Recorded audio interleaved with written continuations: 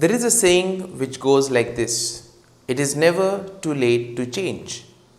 And if you take a look at certain events in your life, certain moments, you will see that there would have been some event which would have led you to change.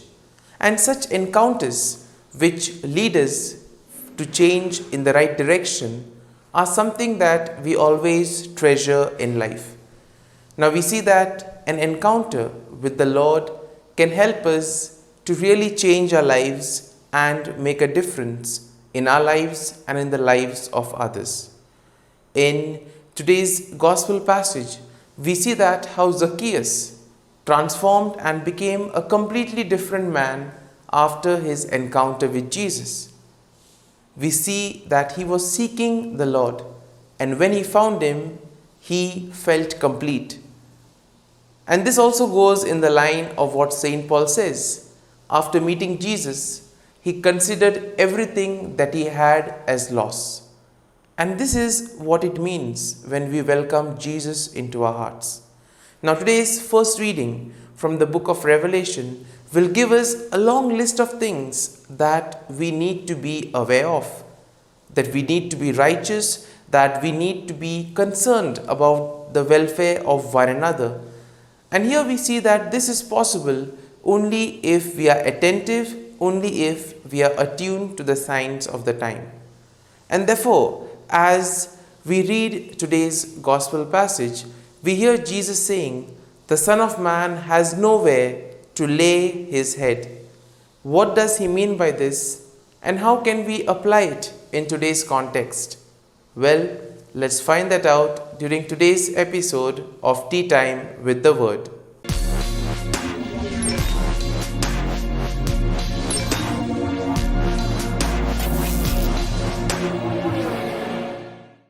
But before we can begin our reflection, let us take a look at the readings for Tuesday in the 33rd week in Ordinary Time. Today's first reading is from the book of Revelations, chapter 3, verses 1 to 6, 14 to 22. And the Gospel is from the Gospel of Luke, chapter 19, verses 1 to 10. And in a way, as we are in the last week before Advent, we see that Advent is a time where we prepare in order to welcome Jesus into our hearts. We wait for the birth of Jesus. And in this way, we see today's first reading is quite apt, because in the first reading we hear, "Listen, I'm standing at the door knocking." Now Jesus is there at the door knocking. Are we ready to welcome him into our hearts? And if we welcome him into our hearts worthy to welcome him? In other words, if we want to welcome Jesus, is the heart well prepared to receive him? Is it clean? Is it having all the requirements? For example, when we want to invite a guest, we see that we'll go through a long list of things to do. First and foremost, beginning by cleaning the house, removing the cobwebs, etc. Then we move on to prepare some sweets, to prepare some dishes. And in this way, we make sure that everything is ready.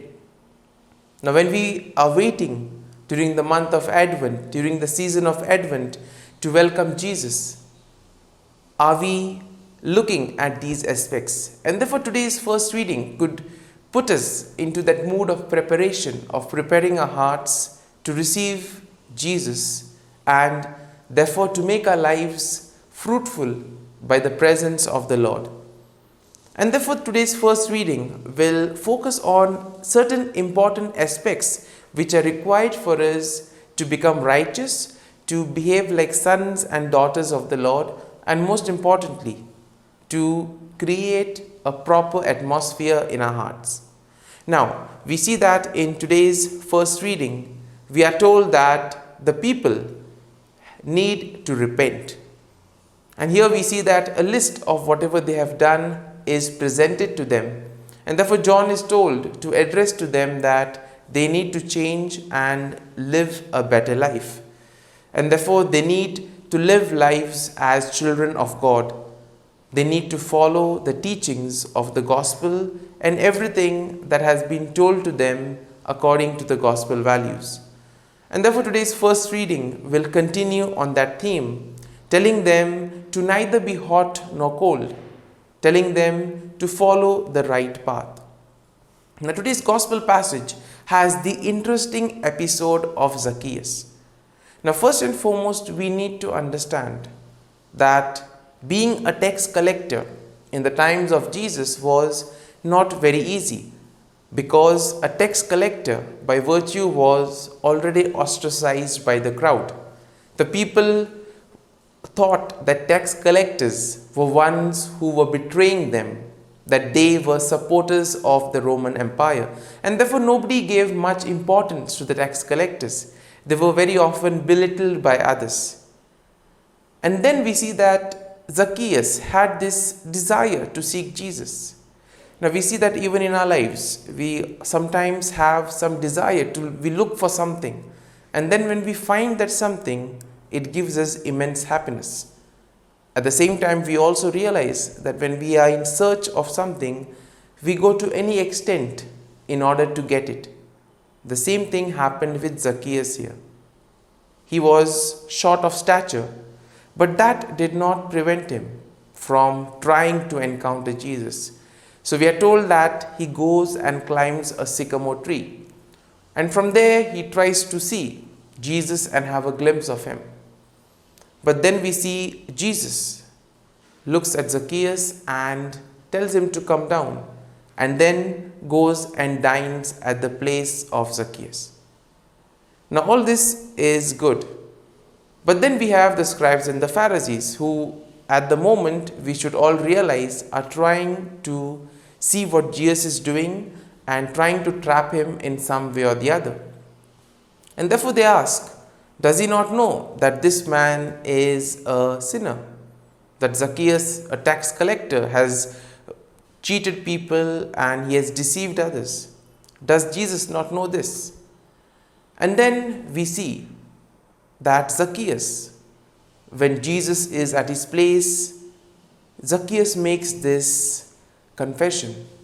He experiences a transformation. And here we see that this encounter that Zacchaeus had with Jesus led him to look at his life and thus take a better path. Now here we see that he says, whatever, if he has cheated, if he has deceived others, he will pay them 4 times. And this is what happens when we have an encounter with the Lord. We are filled with the spirit of generosity, and we always want to make a difference in the lives of others. And that is why today's gospel passage will ask us to listen and experience Jesus through the gospel passages. At the same time, it will tell us to change ourselves by looking at our lives and repenting. And therefore, we see that all of us must make room for Jesus in our hearts. Now we see that in today's gospel, Jesus stays in the home of Zacchaeus. When we say in his home, this phrase in the life of Jesus had very little significance. Why? Because he was born homeless and buried tombless. And therefore Christ resides in each and every heart of ours. Therefore we need to make sure that we prepare the proper ground, that we prepare and are ready to welcome him. So as we reflect on today's readings, let us pray for this grace, that we may use this time to reflect, to think of our thoughts and actions, and thus welcome Jesus into our hearts. Amen.